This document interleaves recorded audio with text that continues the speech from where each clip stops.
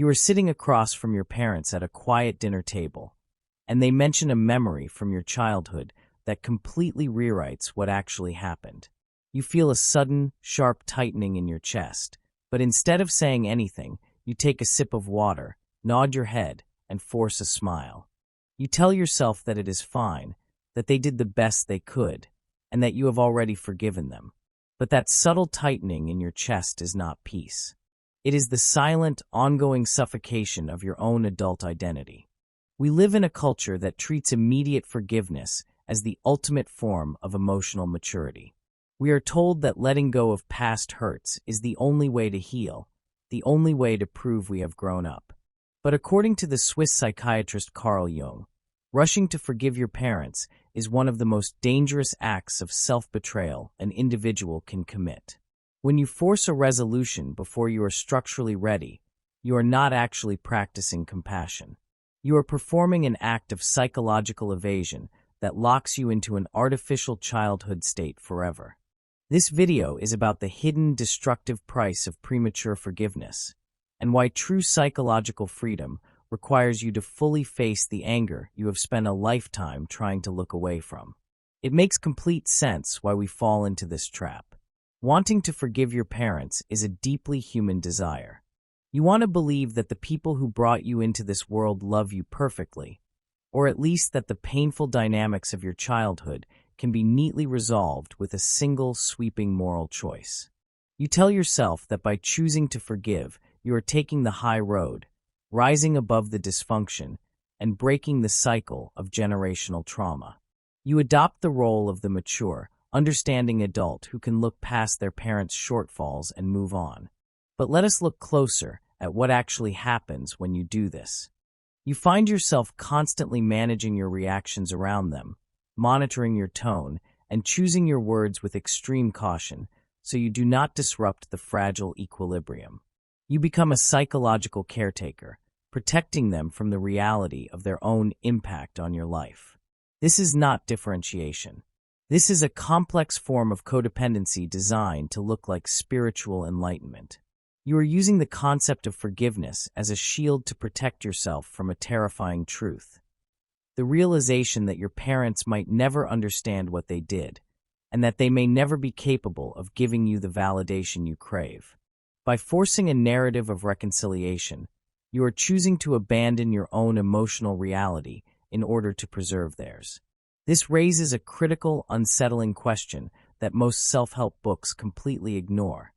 If you forgive your parents before you have actually allowed yourself to fully experience the depth of your resentment, who is actually doing the forgiving? Is it the integrated adult you are trying to become, or is it just the terrified child who is still desperate to keep the peace? To understand why this happens, we have to look at how a child's mind handles emotional survival. Think of a young child's psychological world like a house where the parents are the foundation, the walls, and the roof. If a parent is erratic, emotionally neglectful, or deeply unstable, the child cannot simply accept that the house is structurally unsafe. To admit that the people responsible for your survival are fundamentally flawed is an existential threat that a young mind cannot process. So, the child makes a brilliant unconscious bargain. They decide that the house is perfectly fine, and that any problems must be their own fault. If I am the bad one, the child reasons, then I can change my behavior, become perfect, and make the world safe again. Carl Jung called this the formation of the parental complex, an autonomous cluster of energy in the unconscious that dictates how we perceive authority, love, and our own worth. When you grow up and prematurely forgive your parents, you are running that exact same childhood survival code. You are essentially telling your subconscious that your parents' actions were acceptable, which means the blame must remain internal. Your anger does not magically evaporate just because you made a conscious decision to be forgiving. Anger is not a moral failure. It is clean, biological information telling you that a boundary was crossed.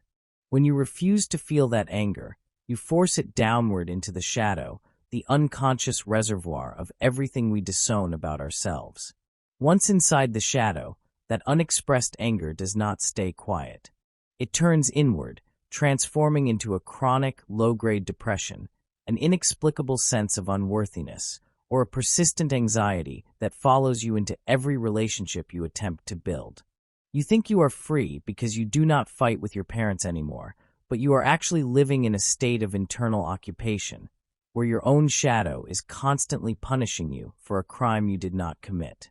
This leads us to a second, even deeper layer of the problem.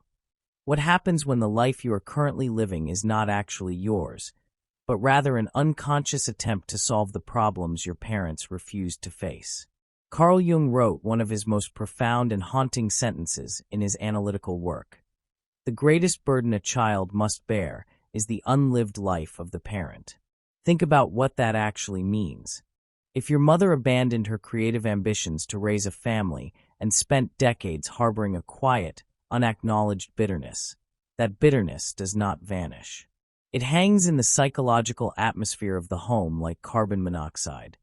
If your father suppressed his own vulnerability to survive a brutal corporate environment, his unexpressed sadness becomes an invisible weight that shapes how you view emotion.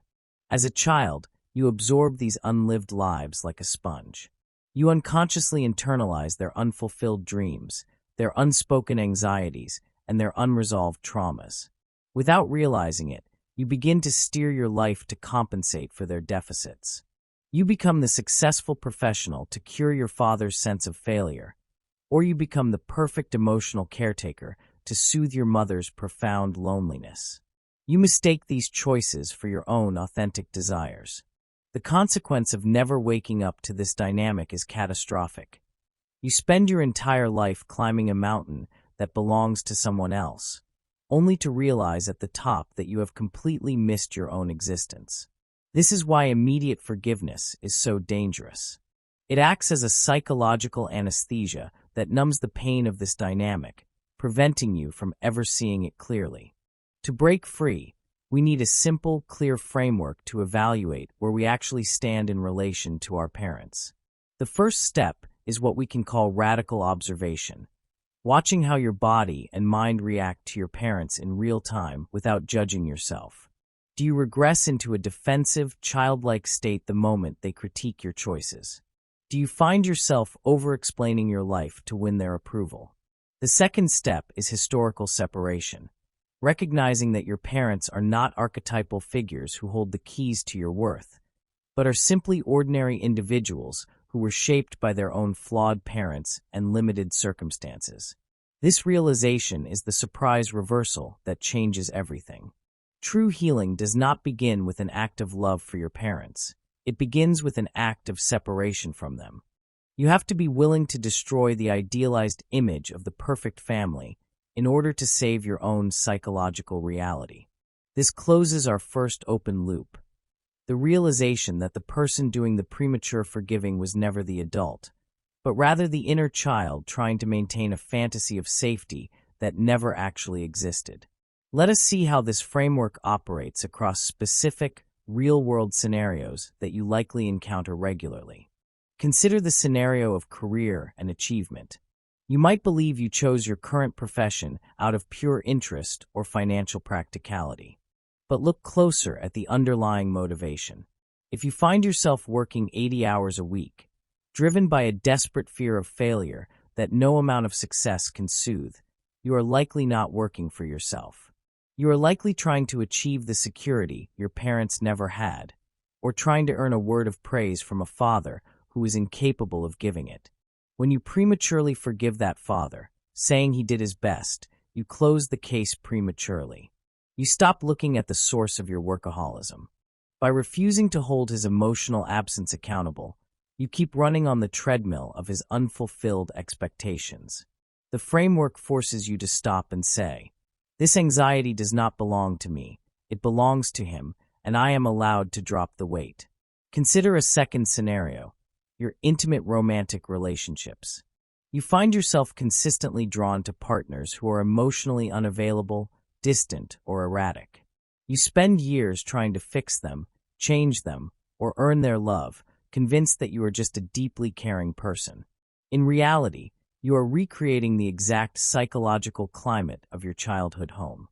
Your unconscious mind is attempting to rewrite the past by finally winning over someone who represents your emotionally distant mother or father. If you force yourself to forgive your parent before you recognize this repetition, you validate the original template. You remain trapped in a cycle of seeking out unavailable people because you have never allowed yourself to feel the full, raw outrage of how unfair it was to be neglected as a child. You must experience that anger to realize that you do not deserve to beg for crumbs of affection anymore. Let us examine a third scenario, the boundary conversation. Your parents cross a line, giving uninvited advice about your finances, your parenting, or your lifestyle. Your immediate instinct is to minimize it, telling yourself it is just how they are, and that you should let it go because life is too short to hold grudges. That is premature forgiveness in action. What changes when you apply the framework is that you allow yourself to feel the immediate spike of irritation. You do not suppress it. You recognize that this irritation is your adult self waking up and defending its territory. You realize that by staying silent under the guise of forgiveness, you are choosing to betray yourself to keep your parents comfortable. This closes our second open loop. The unlived life of the parent only loses its power over you when you stop protecting them from the consequences of their choices. When you allow yourself to feel the full weight of your resentment, you finally disconnect the invisible wires that have kept you puppet by their unresolved history. You stop being an extension of their narrative and finally become the main character of your own life. This brings us to a fundamental paradigm shift in how we understand human development. Healing does not mean arriving at a place where you look back at your childhood with total, unblemished positivity. True psychological maturity is the ability to hold two conflicting truths at the exact same time. The truth that your parents did the best they could with what they had, and the truth that their best was profoundly inadequate for what you actually needed. True forgiveness cannot be willed into existence. It is a monument built exclusively on the ashes of your illusions. When you stop trying to force forgiveness, something remarkable happens. The pressure dissipates. You stop demanding that your parents become the people they can never be, and you stop demanding that your past be different than it was. This leaves one final psychological tension you must sit with. Once you stop focusing all your energy on managing, fixing, or forgiving your parents, you are left completely alone with your own potential. You no longer have their failures to use as an excuse for your own stagnation. The ultimate question shifts away from what they did to you and lands squarely on what you are going to do with the time you have left. Take a moment to sit quietly with the tension in your body the next time you think about your childhood home. Do not try to fix it, do not try to intellectualize it, and do not rush to forgive it. Just allow the resentment to speak, because it is trying to tell you exactly where you end and where they begin. If you are ready to explore the deeper layers of what it means to build an authentic life apart from your family's expectations, consider reflecting on the quiet choices you make every day to stay small. The path to becoming an individual is often lonely, and it always demands that we give up the comfort of our old illusions. Thank you for listening, and take care of your own mind.